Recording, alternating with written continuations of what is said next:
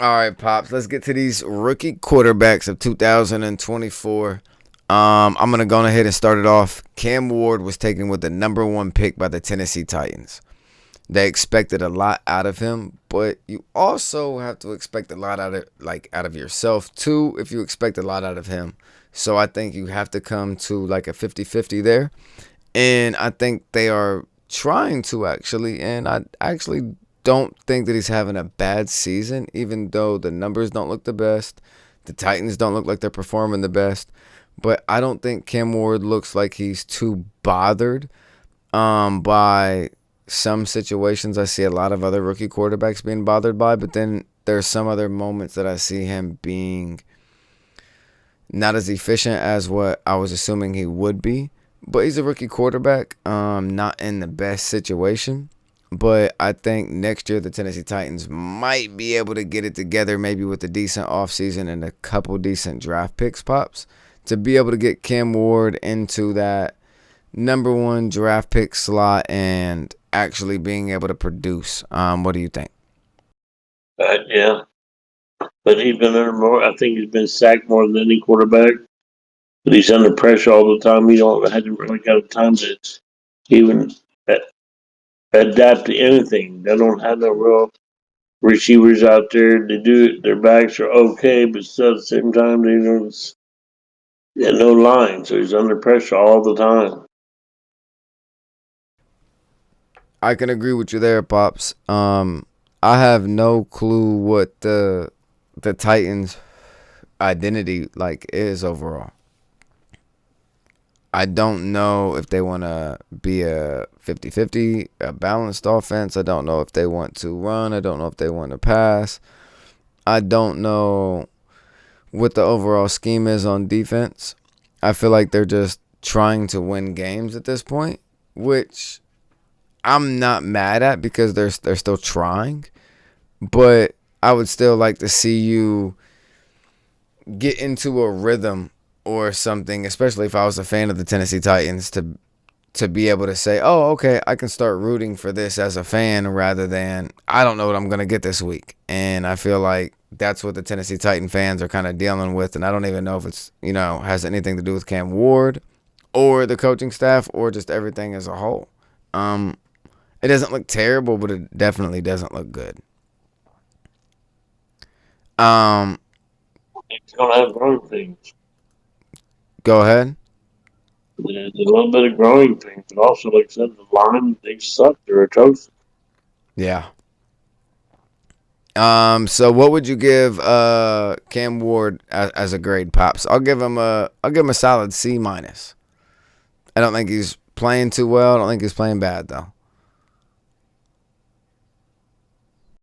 Uh, He's about midway. He's doing about five on a scale of 5 to 10, 1 to 10. I'd give him a 5 to a 6. I'm not mad at that, Pops. All right, let's get into the next quarterback that was drafted. It was Jackson Dart. That was one of the rookies from last year. Jackson Dart was taken with the 25th pick overall by the New York Giants. Pops. He had to sit behind Russell Wilson, and then he had to come in and play to relieve Russell Wilson. And he performed well, Pops. I was very surprised, but I also thought that he had the swag to be able to do that actually. So I don't know if I'm more surprised by the fact that he's able to do it or if I'm surprised the fact that he's doing it in the NFL and the first game that he started playing to the current game that he's playing now.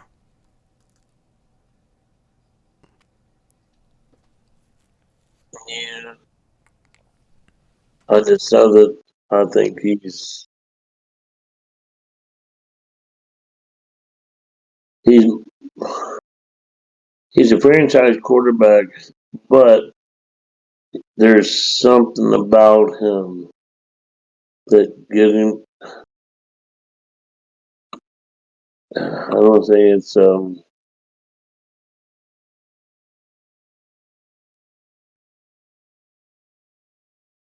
willingness to do whatever it takes from himself to make it happen. He's got the willingness to win at whatever cost it takes. That's what I see. That is a very good point, Pops. And I think we could almost leave it at that for Jackson Dart. What grade would you like to give him, Pops? Oh, Go ahead. no, you're right. You go first. I'll give him an A. I'll just give Yeah, him. definitely. I'm not gonna give him an A plus. I'm not gonna give him an A minus. I'm just gonna give him a solid A. Yeah, he's an A. Like I said, he's playing. We'll see how things work out. You can't do nothing about them losing their back and stuff. But if And they still, Neighbors. yeah, anything can still happen. Mm-hmm. I mean, he lost Neighbors and Scabadoo, or not Scabadoo. Sorry, Scattaboo, but he's still ready to play. Like he's next game. Like I understand. Like it's still the next game. And the same way that if I was out, the team would have to say next game, and Russell Wilson would be in. And the fact that he's able to do that, though, Pops, I got to commend him for it. So, solid A. Solid A. Let's get into the number 40th pick in the NFL draft of 2024, which was Tyler Shaw. I may be saying it wrong. My bad. Pops, they just officially named him the starter.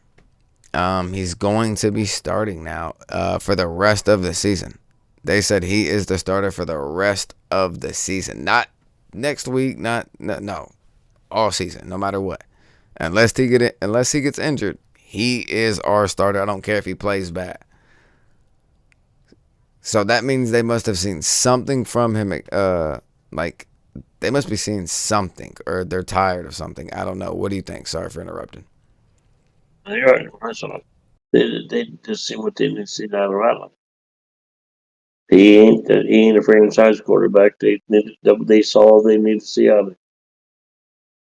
They give him ample opportunity. He's a backup quarterback. He can play in the NFL, but he's not. He's not one that came to where he needs to go. So at this point in time, you think Spencer Rattler is more than likely just going to have to go somewhere else to Yeah, restart his career, or he's just going to stay the secondary quarterback there, because they did announce him as the starting quarterback for the rest of the season. And I do agree with you. They gave him every opportunity in the world to be able to produce the same way that, Atlanta is trying to give Penix every opportunity. And he is and he isn't, but the difference is Spencer Rattler didn't give the he is and he isn't. He gave the he just isn't. yeah. Like I said, they have the worst to do. So, like I said, I don't see no reason why nobody's really gonna give him a shot to carry the reins. But he'll be a back. He'll be a backup quarterback. Somebody else might take him in next year, or he might stay right there where he's at. Who knows? But to me, he's the backup quarterback. Mm-hmm. I can agree with you there. And I think other teams are going to look at it that way. And sadly, you just get stuck under that stipulation, especially when you get given the reins and being drafted, decently high. So hopefully Spencer can get it together and prove, himself right. And, we wish you the best. That's for sure. Pops is getting to the number 92nd pick of the NFL draft. It was Jalen Milroe to the Seattle Seahawks, which then ended up getting traded, which now is not going to be getting no snaps. So it's not much to say there. I think it's a solid talent. But at the end of the day, if there's no opportunity for you to actually be able to play, you just got to stay ready until your number's called. Other than that, You take the time and learn the offense, dude. I don't think he's a You know, bad quarterback. We haven't seen nothing, but I mean, he's learning what he needs to do. Like most quarterbacks, they need you just sitting back and watching things, taking it all in.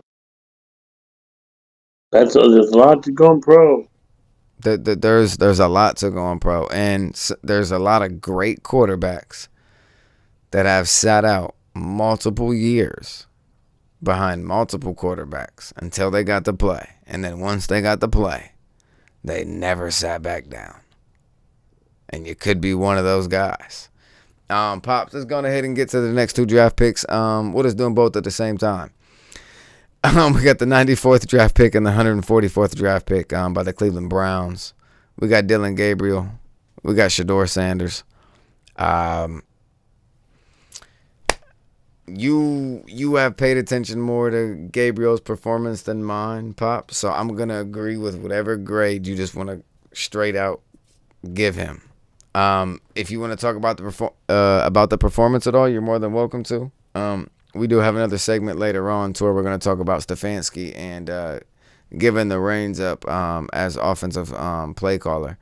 But I believe that is also a great decision. If he believes in Dylan Gabriel, he's giving that guy a chance, and he's taking himself out the equation. He can't get it done. They can't get it done. Hey, it's time for Sanders. If there's still no Sanders after that, then we may not see, no report for Sanders until 2026. So what do you think overall, Pops, between the Browns taking two quarterbacks and being in the situation that they're in with, the coach, stepping down from calling the offensive play calls? But we'll get into that a little bit later. I said earlier about being a backup quarterback. That's what that's what I see from him. Even though Stefanski's play calling is pretty shallow and not at all, I almost say advanced, but they don't go downfield much at all. It's the short process and stuff, trying to move the ball, and and as far as he couldn't read defenses, I didn't think he played well at all. I score him about a D minus. Shedeur, I think, is finally going to get his chance, and I'm eager to see, but I think you're going to be pretty impressed with what he does. That's just what I believe. A D minus, I'm not surprised by. But I also did just listen to what you said, and we'll talk about the Stefanski stuff later on. And I will agree with that D minus, Pops. It's either Sanders time or it's put up or shut up time for Dylan Gabriel, and Cleveland wants to see something. And if you show them something, they gonna ride for you. But if you don't show them nothing, they not gonna ride for you. I promise you. And I think that's the end of that one right there, Pop. I'll tell you what. I know how you like the Oregon Ducks, and being he come from Oregon, I Mm-hmm. really was hoping I'd see a lot from him, and I just didn't see it either. I didn't see it at all. That's why I said that when we get into that segment here in a minute with Stefanski, um, I kind of understand where you were coming from with just a little bit on the play calling side, but also he hasn't shown much from what I did look. I'm not gonna lie, from what I did look, Pops, I was not pleased, and You can't read and it. that's why I said whatever you want. Yeah, exactly that. The fact that he didn't sometimes he got confused by the safety shifting, or from like cover three. It would and like the linebackers dropping down in zone sometimes and playing certain different coverages. It was like he was seeing ghost. He couldn't hit nothing over the middle of the linebackers. They were taking everything away from him. Yeah, and it was like you got to beat us with the 10 yard to 15 yard pass, but it was also like the system was set up for 8 and under. So it makes sense both ways, but I didn't like nothing that I seen because I didn't even like the passes that I've seen overall. I thought there were some passes that could have been at least toward the receiver that just ended up getting thrown out of bounds just because he felt a little bit of pressure and he got rid of the ball a little early. And that is the West Coast offense that ended up moving to the Big Ten from Oregon. And I mean, I gotta say, we've seen it happen to Marcus Mariota, Dad, and that's my guy too. Not playing bad, and I'm going to see how I'll do for the rest of the year with Washington. Now it's his time to really show up Mm-hmm. to. And I'm eager to see how he does. I am too. He has an opportunity. He has an opportunity to really go out there and say, "Hey, this really wasn't my fault." Yeah, and the offense is set up around his style of quarterbacking. Mm-hmm. And it's not like he's going into and it's not like he's going into a new offensive play calling system into the fresh week. They have a bye week. They're gonna get some play calls in. He's gonna get at least 15 to 20 play calls that he knows. You know, He's only had 2 games. no, he's had 4. Remember? Yeah, but I'm saying, yeah, he's had 2 complete games I'm talking about. Yeah. Exactly. So it's either it's right there at that point to where 1 or 2 more games, you know, and then it's somebody else's time, and then we might be able to talk about Shador Sanders later on in the season.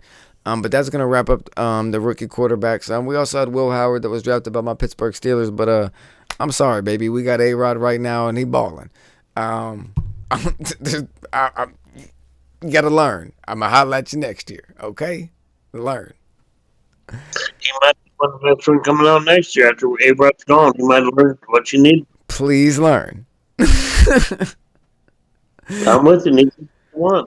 I promise you, Pop. He could end up turning out to be exactly what we were just talking about 5 minutes ago. Yep. Subscribe to the Juiice Pops Show.